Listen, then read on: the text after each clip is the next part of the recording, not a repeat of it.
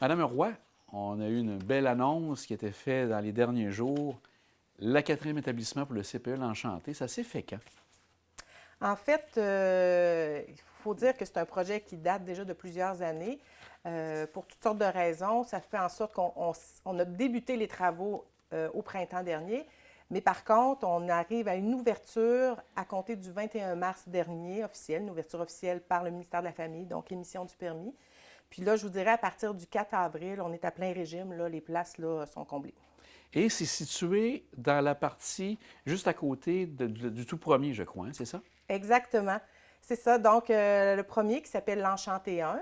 Nous, on a 4 installations, Enchanté 2, Enchanté 3. Et celui-là, c'est l'Enchanté 4.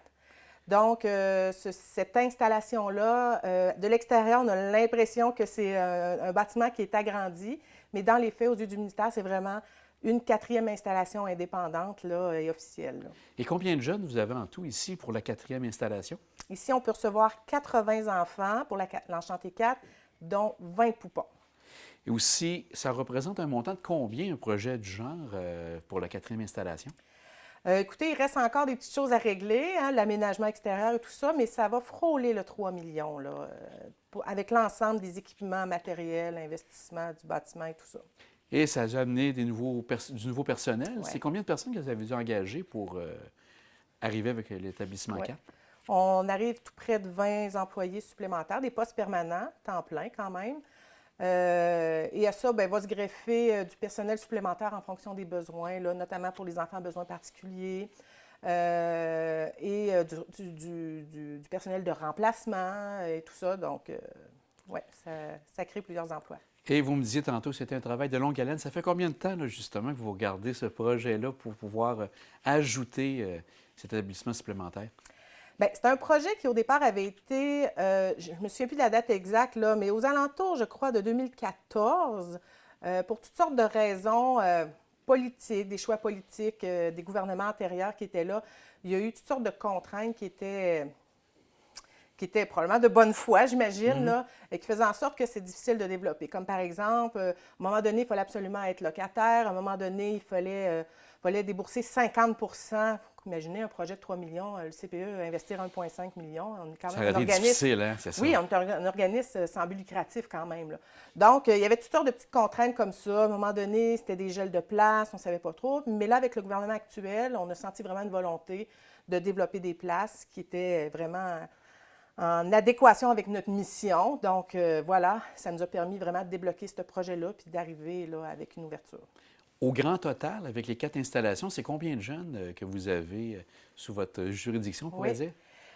4 installations, on tourne aux alentours de 271 places quotidiennes d'enfants qui peuvent être reçus. Donc, à ça, il y a des enfants qui sont à temps partiel. Est-ce qu'on rejoint 325 familles, tout dépendant là, des années.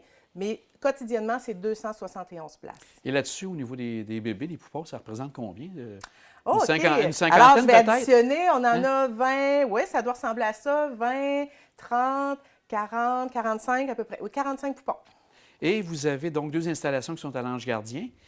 Donc, c'est de grands. Et ça, vous êtes la directrice des 4 centres en même temps? Oui, exactement. On a 4 installations, 2 à l'Ange Gardien, maintenant 2 à Bois-Châtel. Plus, on fait la gestion de la garde en milieu familial sur toute la côte de Beaupré et l'île d'Orléans. Donc, on coordonne ces places-là également. Donc, on est un joueur quand même, je vous dirais, majeur là, au niveau de la côte. Là. Donc, vous avez sûrement des gens responsables aux différents Ouais. établissements parce que malgré que vous êtes très bonne, il ne faut pas vous séparer en 4 sûrement. Donc, vous avez des gens qui sont là pour vous aider. Ah, absolument. Ça prend une équipe parce que Nathalie Roy ne peut pas faire ça tout seul. Ça prend vraiment une équipe. C'est vraiment un travail d'équipe là, à tous les niveaux. Ce n'est pas juste des paroles, c'est vraiment ce qui se passe sur le terrain. Donc, si on n'avait pas eu ces équipes-là, puis on a des gens d'expérience chez nous, vraiment, dans le développement, mais aussi dans le développement de projets, dans le développement d'enfants, dans le développement de projets. Puis, si on n'avait pas ces gens-là, ça aurait été beaucoup plus difficile à réaliser comme projet. Donc, ça, appuyé d'un conseil d'administration très engagé, écoutez, ça va bien. Et ces employés-là, c'est combien en tout et partout pour les 4 établissements? On tourne à peu près aux alentours de 90 à 100 employés. Puis à ça, on peut ajouter un certain nombre de remplacements, là, mais ça tourne autour de ça à peu près. Et maintenant, c'est sûr qu'il y a sûrement des listes d'attente au niveau des inscriptions. Ouais. Ça fonctionne comment? Les gens vous rejoignent? Qu'est-ce qu'ils doivent faire s'ils veulent s'inscrire? C'est toujours la place 05 qui est de mise. C'est la façon de faire qui est prescrite. Donc, nous, on doit vraiment passer par cet outil-là que le gouvernement a mis en Vous dites place. plage 05, c'est ça? La place Ah, 05. OK. Oui, place 05. Donc, on a l'obligation d'aller vers cet outil-là. Puis c'est ce qu'on fait. Donc, écoutez, à chaque fois qu'il y a une place qui se libère, c'est par là. Donc, les parents qui souhaitent vraiment avoir une place, ils doivent s'inscrire absolument, plus tôt possible, c'est le mieux, et indiquer finalement le nombre de jours qu'ils veulent. S'ils veulent du temps partiel, c'est important de l'indiquer. S'ils veulent du temps plein, c'est important. Nous, on offre des places à temps plein, à temps partiel. On suit le besoin du parent. Et au niveau de nouveaux personnels, est-ce que vous êtes toujours en recherche de personnel pour vous aider?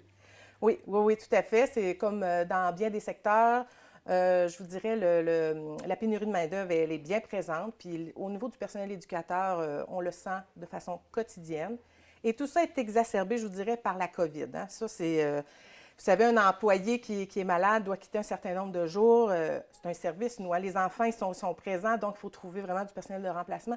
Donc, nous, on a besoin de tout type d'emploi et tout type de statut, c'est-à-dire qu'on a besoin de remplacement, on a besoin de personnes pour des postes permanents, de personnel éducateur spécialisé, personnel éducateur. Donc, on a vraiment besoin de tout ce beau monde-là pour faire fonctionner là, la belle grande famille du CPE. Si on va plus loin, est-ce qu'il y a encore d'autres projets pour agrandir et avoir d'autres établissements pour l'Enchanté? Bien, écoutez, oui, on a probablement un projet en poche à l'heure actuelle. Il reste à statuer l'endroit exact. Donc, on est en pourparlers avec le ministère de la Famille présentement, mais c'est un projet là, qu'on souhaite réaliser au courant des 2 prochaines années. Bien, on vous souhaite bonne chance pour cet 4e établissement et pour vos projets futurs aussi pour l'Enchanté. Super. Merci beaucoup.